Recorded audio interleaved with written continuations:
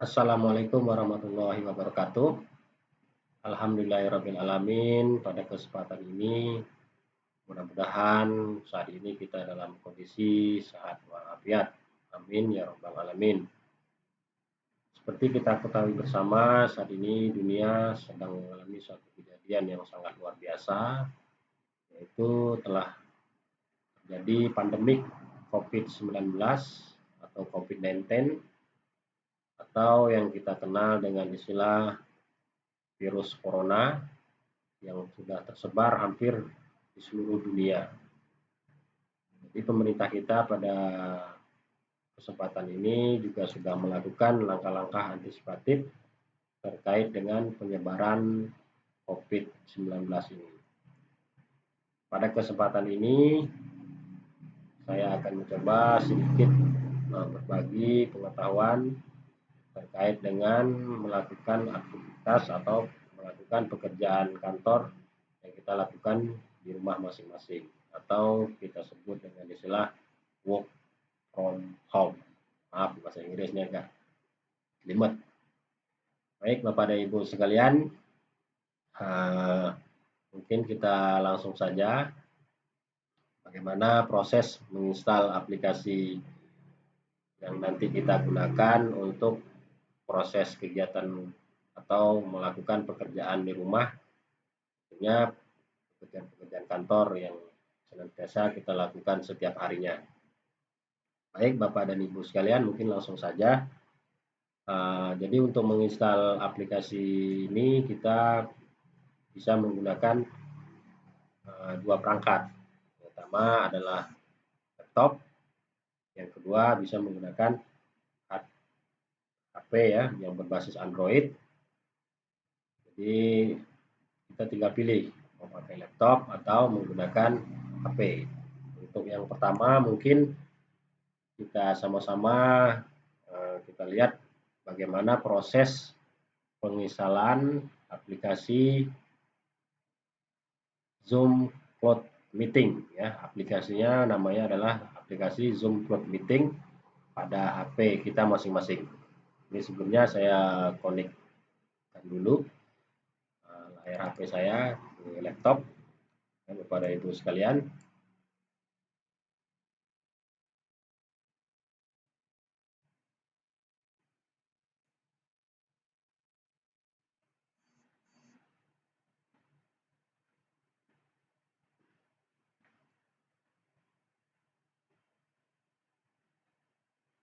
Baik, Bapak dan Ibu, sudah terkoneksi antara layar laptop saya dan HP saya. Jadi untuk menginstal aplikasi Zoom Club Meeting ini, seperti biasanya kita menginstal aplikasi-aplikasi lainnya, yaitu menggunakan Play Store. Ya, jadi kita klik atau kita ketik di situ Zoom Cloud Meeting. Jadi aplikasi ini akan tampil pada Play Store kita. Untuk saat ini kebetulan saya sudah menginstal aplikasi ini sebelumnya, jadi tidak ada lagi pilihan install di sini. Tapi kalau Bapak Ibu yang belum pernah menginstal, silakan diklik tombol install di sini sambil menunggu proses penginstalan sampai selesai. Jelas kita pastikan aplikasi tersebut sudah berhasil terinstall di HP Bapak Ibu masing-masing. Baik, kalau sudah terinstall semua, kita klik buka ya.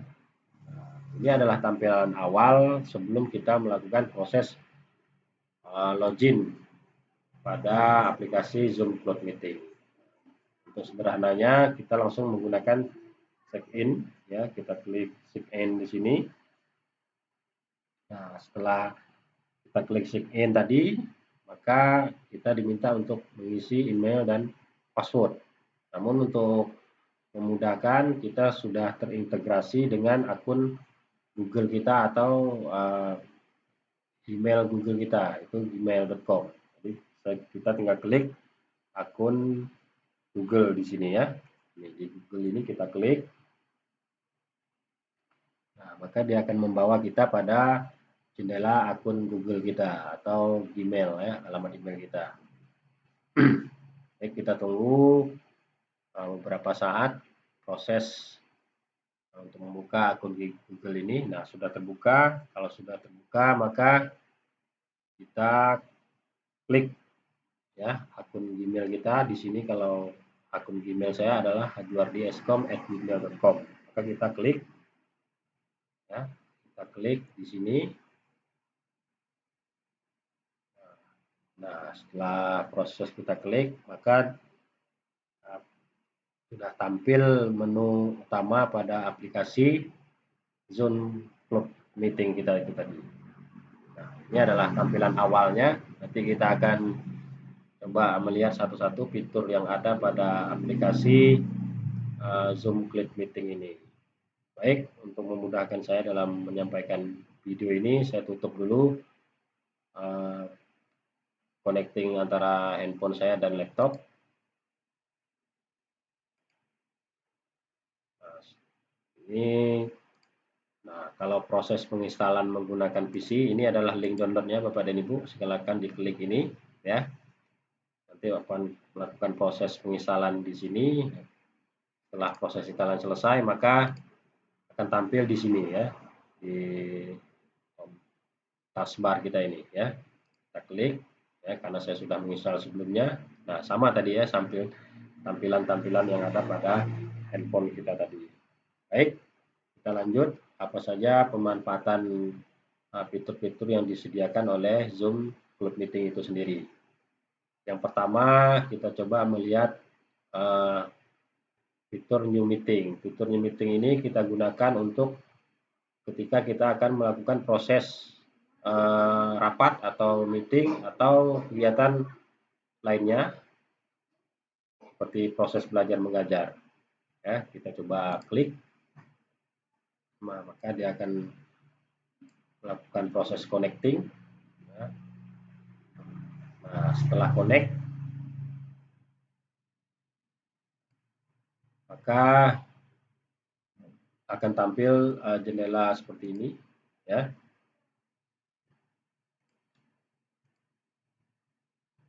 Oke, ini adalah speaker atau perekam suara kita ketika berbicara sehingga bisa didengar oleh para peserta rapat.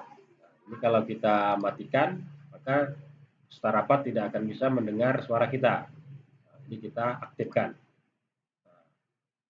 Ini video, start video. Ketika kita ingin menampilkan video, maka kita klik start video. Nah, ketika kita klik start video, maka video kita di mana kita berada saat ini akan tampil.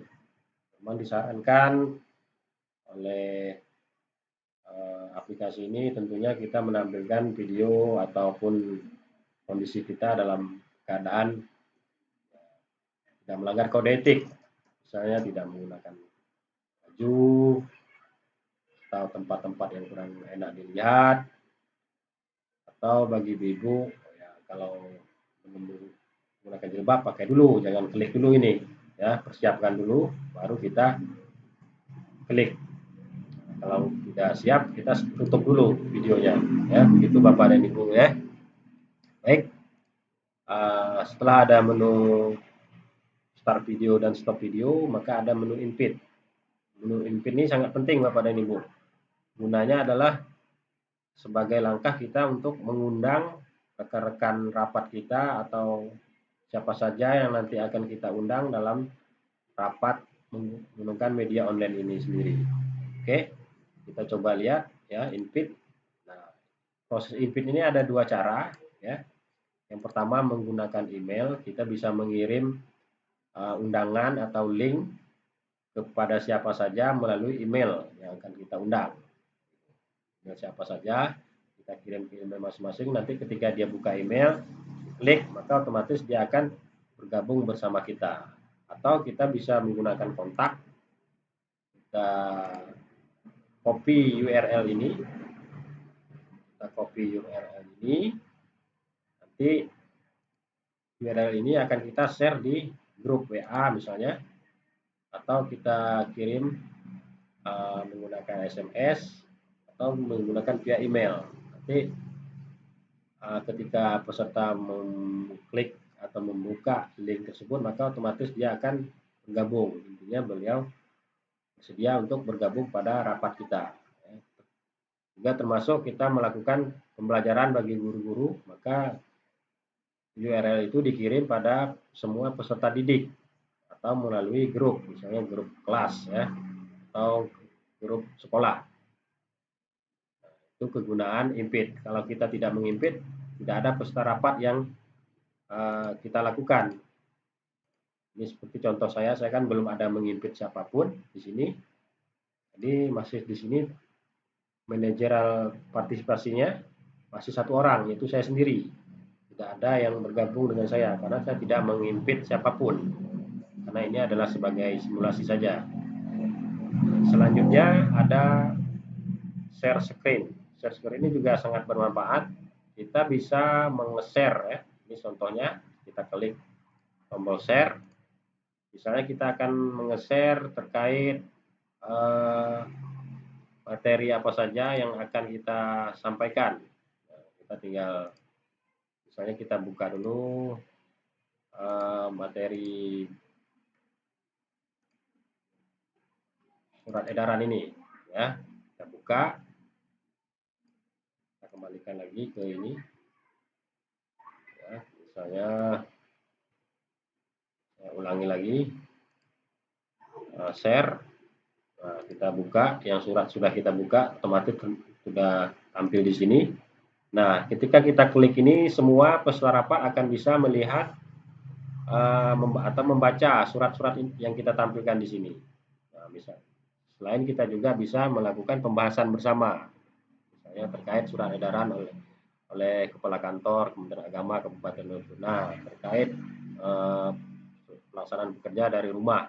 Jadi kita bisa membahas bersama-sama melalui rapat tersebut. Itu salah satu contoh. Atau ada materi-materi kegiatan atau materi-materi rapat yang harus kita sampaikan, tentunya sudah kita buat pada sebelum rapat. Jadi kita tinggal menampilkan di sini. Jadi sambil kita bisa membaca, dan bisa peserta rapat juga bisa mendengar, dan mungkin nanti ada diskusi yang kita sampaikan di situ. Ketika sudah kita selesai melakukan penyampaian materi ini, kita bisa stop share. Cuman belum berarti rapat sudah selesai, hanya materi saja yang tidak tampil lagi. Cuman video tetap kembali seperti biasa, kita tetap bisa melakukan rapat atau berkomunikasi seperti biasa. Dan juga di sini disiapkan menu chat. Ya, menu chat ini adalah ketika kita misalnya ingin melakukan chatting, ya kita misalnya ada bertanya, kita malas untuk berbicara, kita ketik aja di sini. Tapi kalau misal melalui suara bisa juga kita langsung bertanya seperti biasanya, hanya saja kita berpisah tempat, mungkin ya bisa di rumah masing-masing. Biasanya kita lakukan rapat di kantor dengan tatap muka, seperti itu. Sebenarnya ada fitur recording di sini. Fitur recording ini digunakan untuk ketika mana tahu nanti seandainya ada beberapa peserta rapat yang kita undang tidak bisa bergabung dengan kesibukan yang lain, jadi tidak bisa bergabung. Jadi kita tinggal buat record ini nanti akan kita kirim kepada siapa saja yang tidak ikut pada rapat atau pada pembelajaran yang sudah kita lakukan pada saat ini. Jadi tidak tertinggal informasinya. Jadi nanti bisa mengetahui apa-apa saja hasil rapatnya dengan cara melihat video recording kita yang kita buat ketika rapat tadi. Nah, ini yang terakhir adalah sebagai fitur tambahan. Mungkin nanti ketika sudah selesai rapat kita bisa memberikan applause ya, ataupun jempol, like ya kepada semua kita yang mengikuti rapat tersebut. Nah, mungkin itu saja fitur-fitur yang disediakan oleh aplikasi Zoom Call Meeting ini. Kalau bagi saya cukup bermanfaat, tinggal apakah kita memanfaatkannya atau tidak. Jadi kalau misalnya agak susah, mungkin ya tidak menjadi persoalan, kita tidak melakukan ini. Tapi dengan pemanfaatan teknologi ini tentunya akan menjadi mudah, apalagi untuk kita yang bekerja sebagai ASN atau sebagai guru, dosen, ya apa salahnya kita mencoba memanfaatkan teknologi ini sebagai langkah-langkah yang harus kita jalankan terkait dengan himbauan dari pemerintah pusat maupun pemerintah daerah. Mungkin demikian, tentu saja banyak kekurangan dalam video saya ini karena saya baru mempelajari aplikasi ini beberapa hari yang lalu, namun ada baiknya kita sama-sama belajar dan berbagi informasi. Tentu juga saya berharap Bapak dan Ibu bisa mensubscribe channel saya nanti sebagai penyemangat saya untuk membuat media berikutnya atau video-video tutorial berikutnya, dan juga sebagai notifikasi ketika nanti saya akan ada menge-share video-video pembelajaran berikutnya. Terima kasih Bapak dan Ibu atas perhatiannya. Mungkin cukup sekian. Saya akhiri dengan billahi taufiq wal hidayah. Wassalamualaikum warahmatullahi wabarakatuh.